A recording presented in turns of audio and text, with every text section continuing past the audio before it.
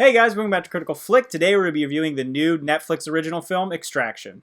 This stars Chris Hemsworth, and I didn't really know anything really about this movie. It just Yeah. looked like an action-packed type film. We decided to check it out over this weekend.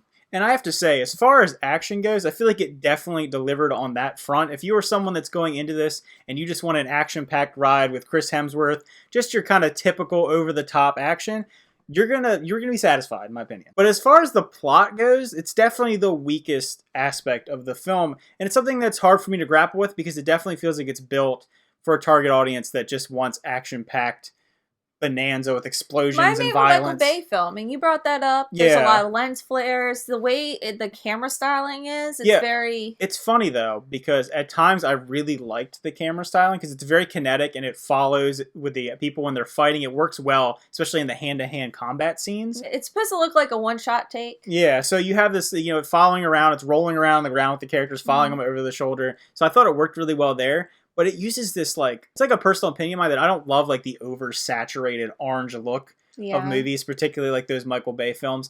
And it looks like that a lot. It does take place in Bangladesh, so, it does have that kind of very tropical, bright coloring to it.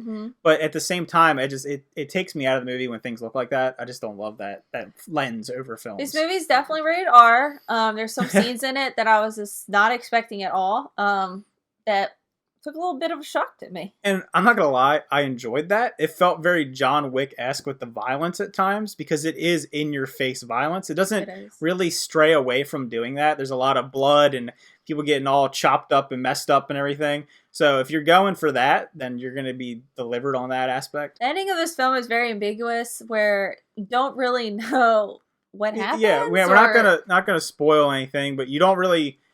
we can't really jump. We'll just say that. The ending it's fine. I thought it's a fine ending, but it does leave things up in the air a little bit. But I'll say, as the movie progressed, I enjoyed some of the characters more.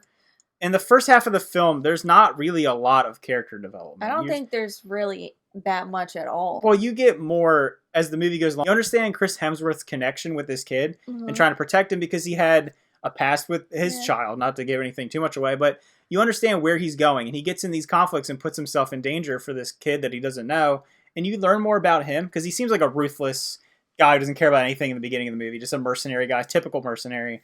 But then didn't it give you, Terminator feels, he could just do anything, he's supposed to be this real life guy. That's what I mean. When you go into this movie, it's an action-packed, it's almost silly in a way, the way that it's done, the action. But he's an unstoppable action hero, like John Wick. It gives you those throwback vibes of those movies. Whether you like it or not, I thought that part was fine with him. I thought he wasn't the problem at all, his character. No, I didn't either. I was just saying, in general, he was pretty Terminator-ish. But he gets hit by a car. But he's fine. He gets better. He gets better as the movie goes on. Another part in this film that you can tell the budget just wasn't there was the CGI elements to it, or the green screen that they used at the time. Yeah, it's kind of surprising because it is Chris Hemsworth and it is Netflix, and it was produced, I think, by the Russos, or at least one of the Russo brothers. So it has some backing behind it. But there were times where it just looks a little silly, and there's some over-the-top ridiculous things that happen to it. Not to give too much away, but even in the intro trailer part that I saw before the movie started, he jumps down into the water and he's It looks silly.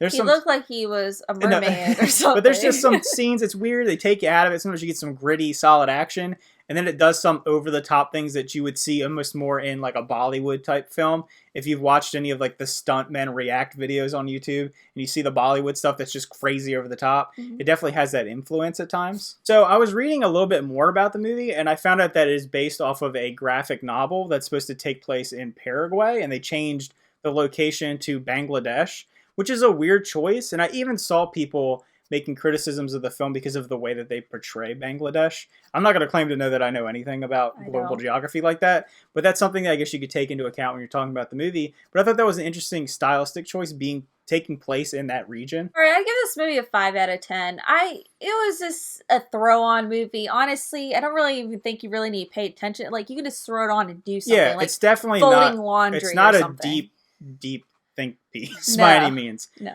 But the action was pretty good at times. CGI quality was just not there. And Chris Hemsworth, thank goodness he's in the movie. He adds a little something to it. He definitely did. So if I were to rate this movie, I would actually give it a 6.5 out of 10.